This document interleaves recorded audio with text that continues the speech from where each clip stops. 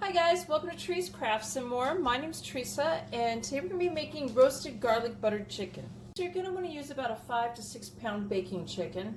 I rinsed my chicken off and I patted it dry and I took out the little livers and stuff that they put inside of it, and I've sprayed my 9x13 baking dish with cooking spray.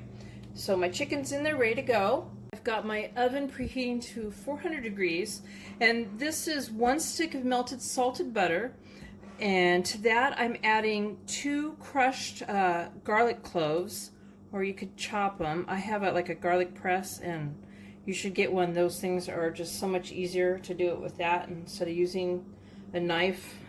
So I've added my garlic to the butter. I'm going to give it a stir.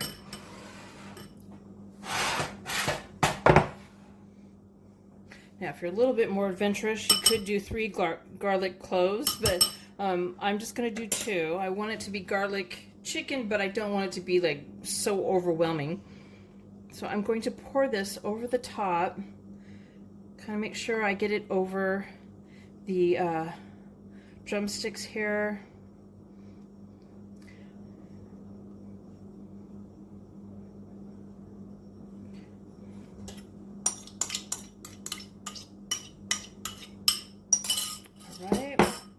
I'm going to place 3 celery stalks that I've chopped up around the chicken, some even inside the chicken.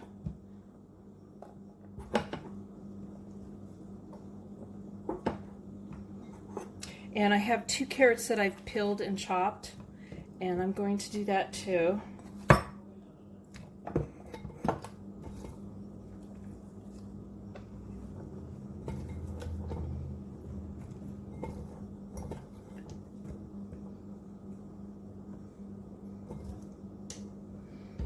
And I have 1 shallot onion that I have sliced into like little wedges, so there won't be too much of the onion, but I'm going to place 1 inside the chicken and the rest around it.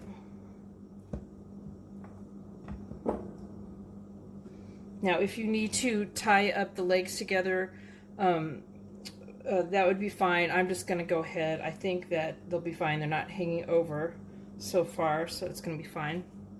We're going to start by seasoning it with a ½ teaspoon of salt and 1/4 teaspoon of black pepper. And I'm just going to go all over the chicken. I've mixed it up together. 1/4 teaspoon of paprika.